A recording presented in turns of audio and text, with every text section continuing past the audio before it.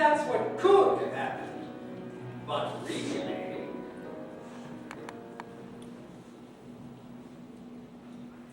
This is what happened. You know already? No, that's what's written on the paper. Can we tell whose handwriting it is? It's typed. Can we tell whose typewriting it is? Oh, good Lord, did you just say that? I'd say you were doing an act, but as we all know, you can't act. Sir, what apprehended this individual going to sneak out the back?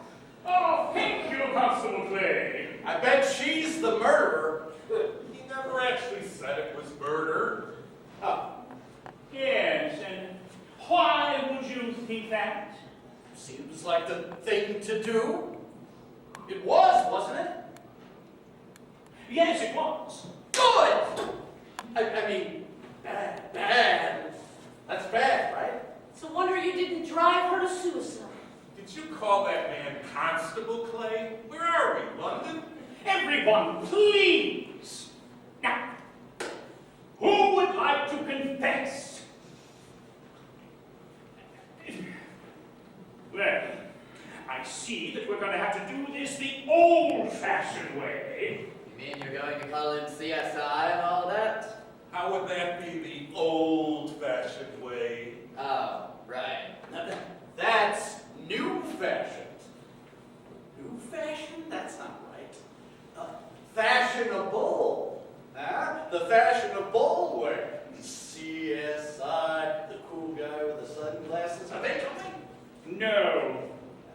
We don't have time, money, or expertise for CSI. Also, that's been on for 20 years. I can't imagine how anyone could consider that new fashion. Now, the old-fashioned way would be for me to gather all of you in one room, as you are now, note down motives, alibis, personal secrets of everyone in the room, finally settling on one person who then confesses in a tearful manner. That sounds fun. Well, I didn't do anything, and even if I did, I wouldn't be breaking down in a tear-filled confession. So may I leave? I have a dinner reservation in a half hour. If he's leaving, then so am I. No one is leaving. What we must do is consider tropes from other murder mysteries and apply them here. Once we do that, all of them, the answer will become clear. You're going to solve this by using tropes from murder mysteries. Yes. Are you even a real detective? Of course I am. Detective Quirk. Detective Quirk? Yes. But all good detectives have a quirk. Well, Adrian Monk has an OCD. The fellow is very perspicacy. Miss Marple is considered a doddering old woman until it's revealed that she's as smart as a tack. Well, what's your quirk? My name! I thought that was obvious. That's not a quirk. That's just a name. Well, I do find it a bit of an obstacle not having a quirk. I like it! Quirk! The quirkless detective! That's your quirk! No quirk! That doesn't count. I don't watch many murder mysteries. Can someone explain these tropes you're talking about? No! I can, Grace. If you watch enough of these murder mystery shows, you'll always notice common settings, themes, characters, and puzzles. There'll always be an episode set in a resort like a spa where someone will get trapped in the sauna. Or there'll be an episode where someone's found dead in a locked room with no way in or out. Someone will confess to a lesser crime along the way and say, I may be a thief, but I'm no murderer. Or a murder might be initially labeled as a suicide. Things like that. Always one set in the theater. Yes, but in those, the victim is usually killed with a prop knife that turns out to be real, or a sandbag falling from the ceiling. But neither of those seem to be the case here. How exactly did she die? That is confidential. Ma'am, what is your name? Cat. I was talking to the director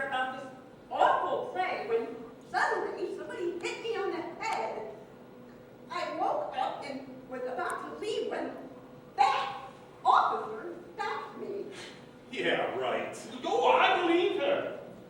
She's the one that seems most obvious to have something to do with the murder at the beginning, but turns out to be innocent.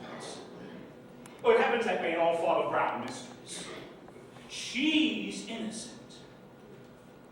Now, we must consider who has been embezzling funds from the theater's accounts. Embezzling? Yes!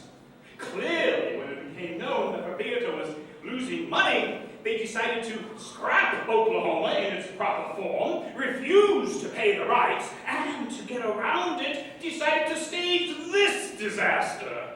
Debbie does the books. So, Debbie stole the money. Now, we also must consider the director was covering for Debbie because she agreed to go on with this farce of a play. So, either Debbie had something on the director, or was involved in a romantic relationship. Which was it? Okay, I took the money. I had some losses at the track. That was quick. Also, do you go to the track? Yes. And yes, I was sleeping with the director. And yes, I'm married. So, I'm an adulterer, a gambler, and a thief, yes, but I am not a murderer.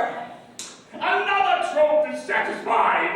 She did the I'm a blank, but I'm not the murderer line. So now we know she's innocent. Now we're getting somewhere. This seems like very sketchy police work.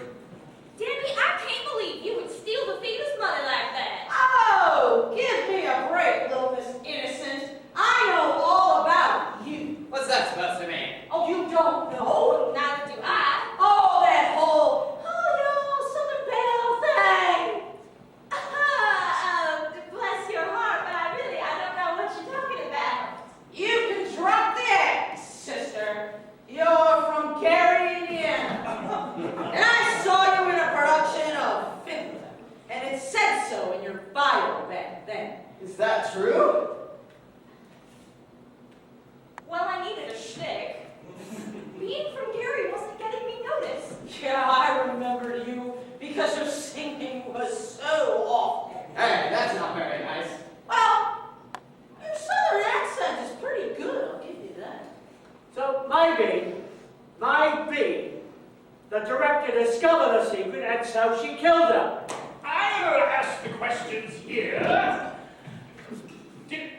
Disregard that line of thinking.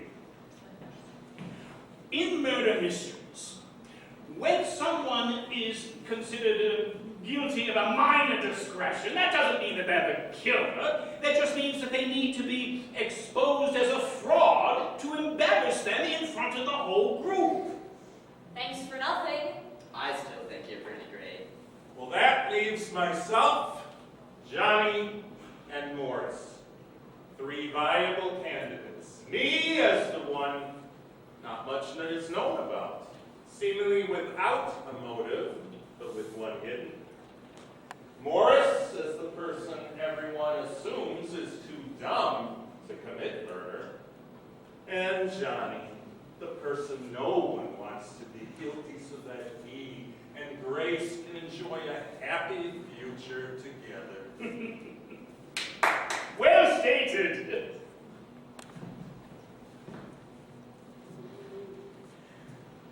Who tipped you off to this production? It was, Annabeth.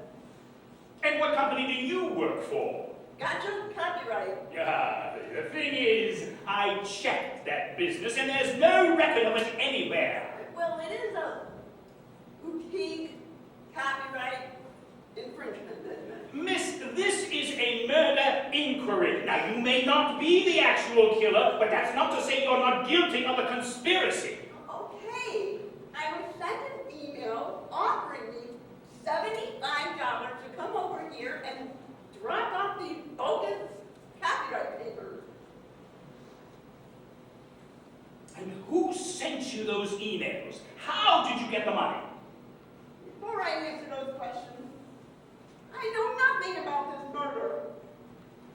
I have nothing to do with all of this. But to answer your question, it was a John Smith 587@gmail.com or something. And the money was sent to me via Cash App the same way. The murder was committed by a sharp blow to the head. Oh, Common. And we know Morris was with Debbie at the time of the murder, then that rules him out. And besides, he's too dumb to carry off that whole fake copyright scam. Hey, that leaves Johnny and Donald. We just have to decide if we want to have a happy ending or not. If Johnny is found innocent, he can then proclaim his love to Grace, and they can go on to build a happy future together. Or, if Donald is innocent, and we arrest Johnny for the murder, mainly because he's upset about the sexual advances made toward Grace by the director. I hope Donald is guilty then. Grace, did the director make romantic advances towards you? Well, Uh-oh. she did.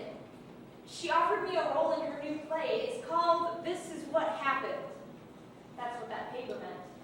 She said it was destined for Broadway and said she had Keanu Reeves attached. You believe that? I did not believe it.